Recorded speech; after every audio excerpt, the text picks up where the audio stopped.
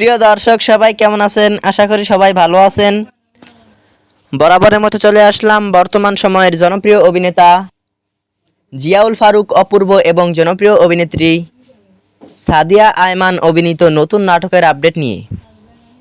নাটকটি কবে এবং কোন ইউটিউব চ্যানেলে দেখতে পারবেন সম্পূর্ণ বিস্তারিত জানাবো আজকের ভিডিওতে। তো চলুন ভিডিওতে একটি লাইক দিয়ে ভিডিওটি শুরু করা যাক।